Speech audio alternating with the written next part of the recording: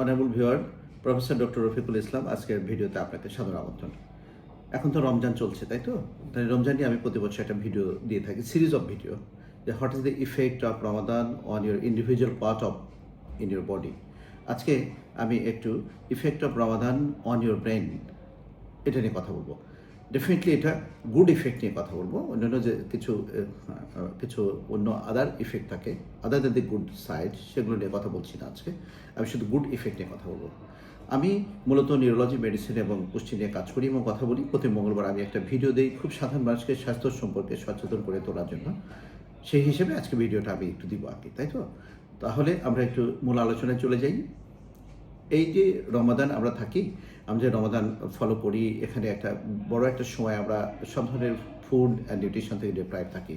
এতে করে বডিতে কি হয়ে থাকে, ব্রেন ডিরাইভ যে নিউরোট্রফিন ফ্যাক্টর থাকে, এগুলা এক্সেসিভ সিনথেসিস হয়ে থাকে। এটা হলে পরে কি হয়, এটা হলে পরে আপনার মেমোরি আপনার শার্পেন হয়ে থাকে, আপনার কগনিটিভ ফাংশন বেড়ে যায়, এরপরে দেখা যায় আপনার হাই কনসেন্ট্রেশন চলে আসে, যেহেতু আমার অন্য দিকে কোনো অ্যাটিটিউড থাকে না। এরপরে কি হয়ে থাকে, এই যে নিউরোট্রফিন, ব্রেন ডিরাইভ নিউরোট্রফিন ফ্যাক্টরটা, এটা একটা প্রোটেক্টিভ নিউরোপ্রোটেক্টিভ ফেনোমেনা থাকে। এতে করে কি হয়, আলঝেইমার ডিজিজ, পার্কিনসন ডিজিজ, এগুলো কিন্তু আপনার ইনসিডেন্টটা কমে আসে।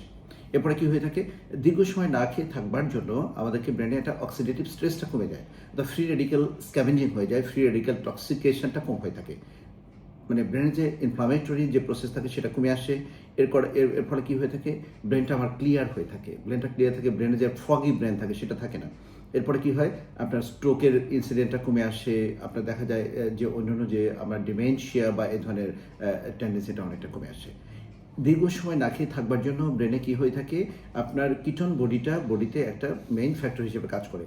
Ketone body is the alternative source of the brain nutrition হিসেবে কাজ করে। তাতে করে কি হয়, ব্রেন ক্লিন আপ হয়ে যায়।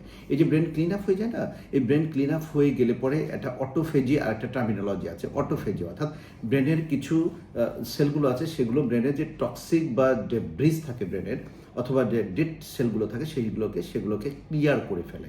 ক্লিয়ার করে ফেললে অনেকগুলো নিউরোপ্রোটেক্টিভ আপনার ফাংশন কাজ করে থাকে। ফাইনালি এটা কি করে, ব্রেনের আপনার শার্পেন করে থাকে, কগনিটিভ ফাংশন বাড়িয়ে দেয়, আপনার স্পিরিচুয়াল একটা বেনিফিট আপনাকে দিবে। আপনি রমজান আপনাকে অন্যান্য যে সমস্ত সায়েন্টিফিক কজগুলো বললাম, সেই সঙ্গে একটা স্পিরিচুয়াল একটা মানসিকতা আপনাকে দিবে। ওভারঅল কি হলো, রমাদান কিন্তু আপনার জন্য অনেক বেশি হেল্পফুল।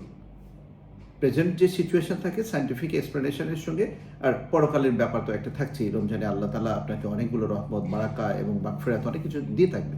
তো সব মিলে Ramadan is a very good practice for human being. এটা করলে পরে আমাদের ব্রেন ভালো থাকবে এবং আমরা আখিরাতে এবং পরকালে কল্যাণে আসতে পারবো। আমি সাম্প্রতিককালে আপনাকে কিছু বলছি যে আমি একটা ক্লিনিক আমি চালু করব বাংলাদেশে।